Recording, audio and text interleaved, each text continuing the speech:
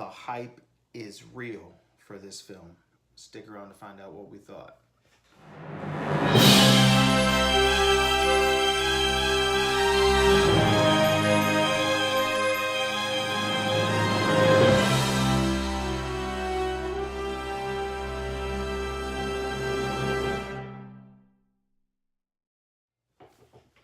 What's up, Universe, and welcome back to the web's first must-see comic and nerd culture show. Welcome to Comic Universe.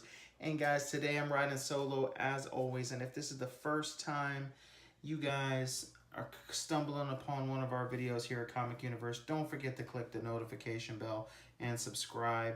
Like, share, tell everybody about us. We're growing and growing and growing, guys, and things are just going to get better and better and better. But today we're riding on a solo video. Me and the wife just got done watching the 2018 horror film called Hereditary by writer and director Ari Aster. This is apparently his first film according to his IMDb page. He's kind of done a few shorts here and there. He's kind of known for that. And I don't know if horror is in his wheelhouse or if he plans to stay in the genre of horror. But let me tell you guys, if this director and writer is going to stay in the realm of horror, then horror is looking bright for the near future. Really, really is.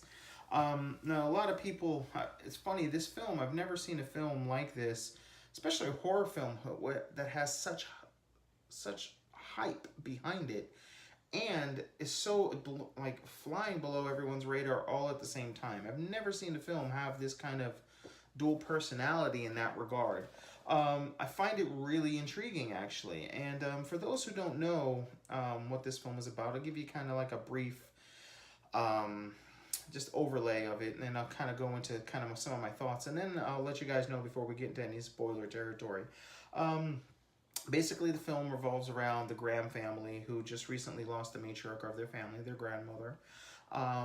And during her passing, the family, especially her daughter, the mother of the family, if you will, she is slowly unraveling the mysteries of her family, all while dealing and grieving with the loss of her mother. And, you know, she's also had a tough childhood. She lost her father young, her brother, and there's some drama and some issues within her own current immediate family as well that she's currently dealing with. And as she's unraveling this mystery, it just they just end up diving deeper and deeper into the rabbit hole, if you will. And she starts to kind of find out some things about her past and her lineage, kind of somewhere in the occult, if you will. So yeah, this film is starring Toni Collette, who is the mother of the Graham family. And let me tell you, this lady deserves an Oscar after her performance here. She is forced to go and flip from, you know, being psychotic mother, dealing with grieving over the loss of her own mother, who she at one point was close to, then wasn't close to. And it's just been this whole whirlwind of drama, and she doesn't know exactly how she's supposed to feel now that her mother is dead. You know, and then she ends up losing, you know, some more family members, and to grieve, and the pain just keeps building and building and building with her. And Toni Collette just puts on this remarkable performance. Probably the best I've seen in a horror movie in many years. I would even dare to say since the original Halloween with Jamie Lee Curtis. It probably right up there with her, if not even better than that. And I know that's high expectations, guys.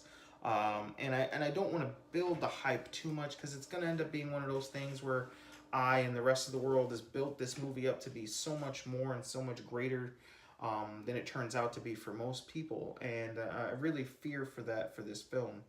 A lot of people are saying that this film deserves to be in the same breath as Psycho and The Exorcist.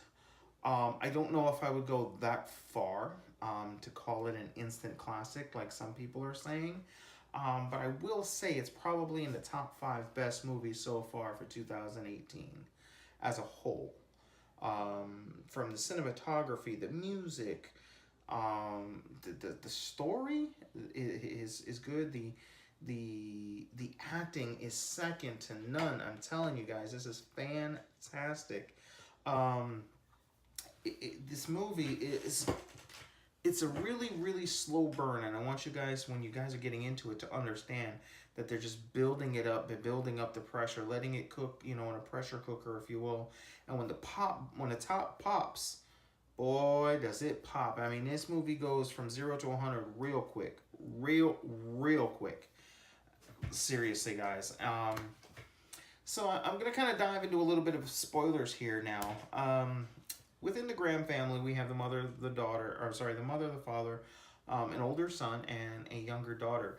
The younger daughter, Charlie, I forget the actress's name, but this is her first film as well. And she did a bang up job as well. She, and again, mean no disrespect, the movie really sets her up to being very odd looking, if you will. And maybe possibly that she has some learning disabilities, if you will, maybe some handicaps. And she's really strange. And she's constantly like making little toys out of random things like empty pill bottles or empty soda cans and wiring and you know, some moss for the head and all kinds of weird things. And one of the weird things she attempts to make the head of a doll is a dead pigeon's head that she herself cut the head off. This dead pigeon, and had every intention on sticking it on one of her random homemade toys. Another thing that's really strange in this film is we find out really early in the film that she has a peanut allergy, but she's constantly eating things with peanuts in it. And I found it really strange and slightly confusing, and then for maybe plot convenience or not, I don't know, but eventually it catches up to her while she's at a party with her brother, who she was forced to kind of go along with, and because of her peanut allergy, her throat starts to close up, which leads into, I'm kind of getting ahead of myself, but it's just one of those random things that I didn't fully understand. It could just be the supernatural element of the film, that maybe it was protecting her from the peanut allergy until it was the right moment, maybe. There's really no clarification on that, but it is really strange. I'm talking, she's eating a Hershey bar with peanuts in it, and her dad whispers in her ear, "There's no peanuts in that, right?" She's like, no, and clearly every bite she takes is like, like crunch, crunch.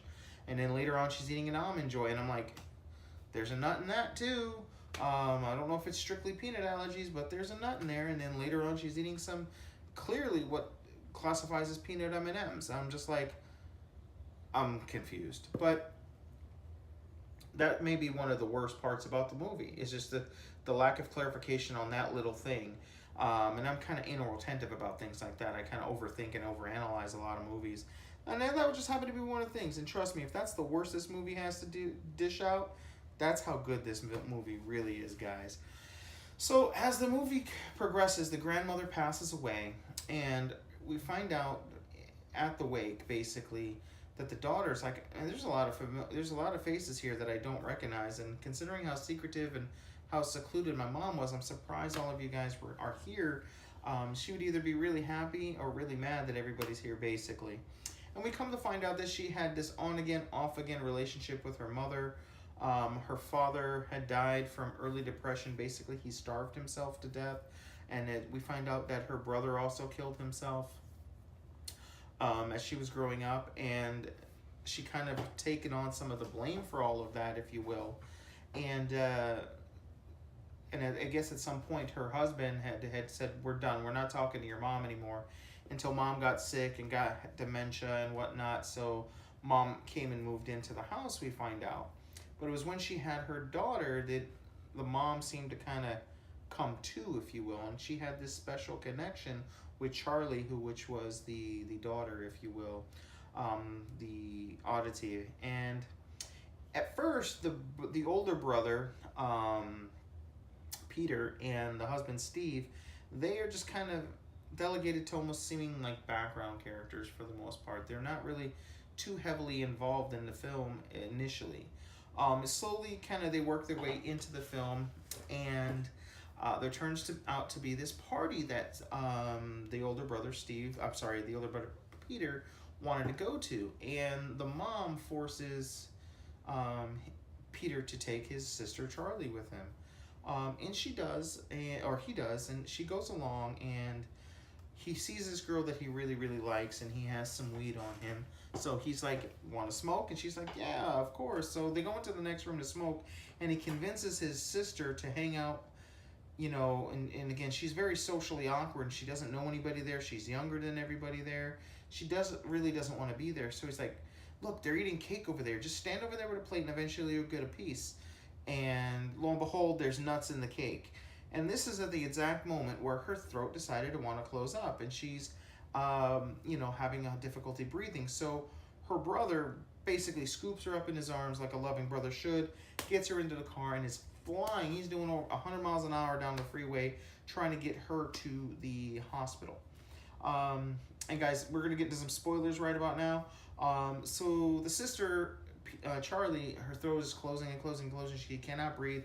So she rolls the window down. She tries to stick her head out the air, sticks her head out the window to get some fresh air. And of course, at that exact moment, there's a dead carcass of, random deer or something in the middle of the road. And, Peter swerves, and he swerves close enough to a telephone pole, which pops off, rips off Charlie's head. So now the family, after just dealing with their grandmother dying, the matriarch of the family dying, now the youngest sister and, Annie, who's played by Toni Collette, the mother, she's now losing her daughter, and now she has to be faced with this. And all the while, she's been kind of lying to her husband, going to basically these grieving meetings, kind of like AA meetings, on how to deal with loss of family members. And she keeps lying to him, which I don't understand. She keeps telling, I'm going to a movie. And I'm married. If I kept telling my wife I was going to the movie by myself, that would be kind of weird, and she would think something was up. But neither here nor there. That's one of the only other kind of dumb things about the film. She's just like, yeah, I'm going to a movie. And the husband, regardless of him having work to do or not, it's like, yeah, okay, no problem. 2-3 times a night, I'm like, or 2-3 times a week, I'm like, what movies are you seeing? And why are you going by yourself? Why are you not inviting me or taking the kids? Like, what's up? But she's been going to these meetings and kind of trying to release some of that grieving. And this is when we kind of find out the history of her family with her father and her brother, and how she feels kind of blamed for it all, whether she's doing it herself or whether her mother directly blamed her. We really don't get clarification on that either. But, as she's coming home, she comes home after one of her meetings, and she's calling her son, and her son doesn't answer because was at the party at the time. And then, of course, once, Charlie's head is decapitated, he kind of sits there for a moment in shock, and you can kind of see him, like, slowly breaking inside. He's just kind of mentally kind of checking out. And he drives home with his dead sister still in the back seat, and goes upstairs and just goes right to bed. And it's just, he doesn't fall asleep. He just lays in his bed, and he's still awake the next morning when mom goes downstairs in the car to find out, or goes down to the car, and she finds her daughter there. So the movie kind of fast forwards, it seems like a couple of days into the future, because we end up having the funeral for Charlie, and we see how it's really affecting the family and whatnot. But they never really talk about, at this point in the film, they never talk to Peter to find out if he's okay, what happened, why he didn't wake everyone up, why he didn't call 911, why he didn't call for an ambulance, why did he just come home and go in the room, and if he's mentally okay. And then all of a sudden a couple days would go by and he's back in school, and I was just like, is no one going to talk about any of this? And this was at the point of the movie where I was like, I'm okay with slow burn, give me some clarification, because I'm about to check out. I was literally at this point, I was like, okay, maybe this movie isn't good. Maybe this movie does suck. And it was at that moment at the dinner table when the family comes around, is the son and the mom kind of snap at each other, and they release all their demons on each other, and that's when the movie kind of goes into second gear, and you're just like, okay, here's the answers that I've been looking for, and why he did kind of start to have a mental breakdown, and the family was just trying to kind of deal with it. And the mom goes on to tell him, I wish I could take this all away from you. I wish I could protect you from it, but I can't, because you're the one that did it. This is your fault. No one in this family wants to own up to anything. And at this point, we also find out that the mom had these severe cases of sleepwalking, and there was this one instance where she had woken up one day when her children were younger, and while Charlie was still alive, and she had poured paint thinner all over herself and her kids, and she woke up as she was trying to spark a match. So the family has always kind of felt uneasy around her, maybe not fully trusted her, and that's kind of weighed on her as well. And she hasn't had one of these sleepwalking spells in a very long time, and she feels like it's still something that's held over her head, which for good reason. I could understand it being held over her head until the end of time, basically. Even though it is a sickness, and if she really was sleepwalking, which she was apparently according to the movie, wouldn't matter. So basically, we find out that she's going to these meetings and she meets someone there who turns out to have been friends with her mom, but we don't find that out till later in the movie. And her mom has figured out, she says, hey, I went to this, this psychic basically, and she did this new seance, and I spoke to my dead grandson. And she shows her, and oh my God, she freaks out because, something touched her hair. So Annie kind of learns how to actually do this seance and convinces her family she wakes them up one night and she does the seance, and she's showing them that Charlie is still with them, and until the son starts freaking out, and then all of a sudden Charlie possesses the mom and starts freaking out, like, where am I, what's going on, why are you looking at me like that, where's mom, because she's actually in her mom's body and doesn't realize it. And the dad throws water in her face and he's like, no more, we're done with this. And the son is freaking out. And it's at this moment things really start to kick up. Some crazy things start happening to the son, and we see that whatever she brought back is actually attacking the son, is actually prepping the son for something. And it's at this point, by the end of the movie, there's some scenes when we get into the third act, after the father dies, she starts kind of attacking her son and chasing after her son. But there's these really beautiful, beautiful set pieces where you're kind of just in the room with the boy. And there's something, I don't want to give it away because I want you guys to experience it. There's some things in the room with him, and the director does such a good job of letting it linger that if it was a quick thing, sure, it would have been effective. But since it lingers, you're just like, oh my God, it's right there. Oh, dude, turn around. And the second he turns around, she's like scattered across to another section of the room, and you're just like, dude, you're so screwed. What? Get out of there. And then we find out that the mom, or the grandmother's grave, had been dug up, and somehow the body is up in their attic, and they've been kind of smelling this stench. And it all boils down to this occult, devil worshipping, not actual Satan, but in their mythos, I guess there's different kings of hell. I guess going maybe back to Dante's Inferno, the different levels of hell, possibly something to that effect.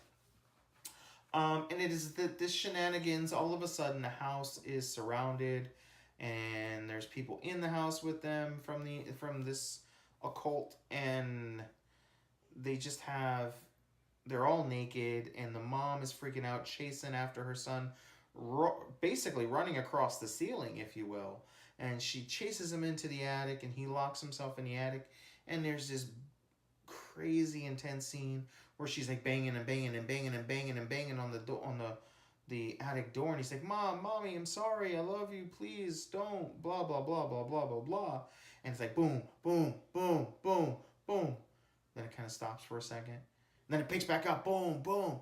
And when they show the other side of the door, she's not banging on the door, she's headbutting the shit out of the door. And it was just so intense and creepy, the movements. I freaked out. And then there's some noise going on, as he stands up after it all stops. And there's some naked people in the room with him, and he's freaking out. He's like, where the hell did you guys come from? And then he hears this sawing motion, right? And he looks up and literally sees his mom sawing her own head off. And I'm just like, oh, Lord. And it was at this moment where I was like, out the window, dude. And he, that's what he did. He jumps out the window. And then there's this beautiful scene where you still hear the sawing. And then it stops. And then all of a sudden, a second later, you hear, because the mom's head she cut her own head off. I'm telling you guys, you got to go see this movie. I want you to be hyped to go see it, but I want you also to keep in mind it is a super slow burn. The hype that is behind it might be a little too high, but the acting is so great, man. I'm telling you. Seriously, there's some really eerie scenes, and there's some sound effects. There's this little nuance that the little girl does, because again, like I said, she may have some learning disabilities or just some disabilities in general, maybe a mental disorder or whatnot. So she constantly does this like type thing. So of course, after she dies, there's random times throughout the film where it's just like, and it's like quickly turn on like, what the hell's, what's going on? And then of course in the movie theater that I'm in, there are a couple of people here and there randomly throughout kind of do it, and you're just like, whoa, was that in the film? Was that in the room? Okay, let's stop this now. But yeah, guys, if you're a huge horror fanatic, go see this film. If you're not, man, you're just looking for a nice film.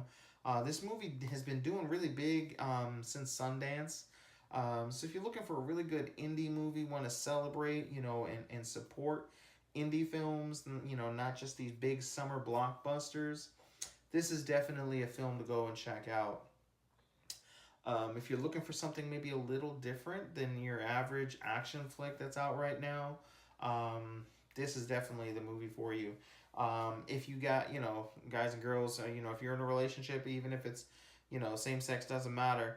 If you have a really jumpy, antsy significant other and you like, getting cuddled up next to them, this is a movie. Go take them to see it. There's the intensity in some of the scenes.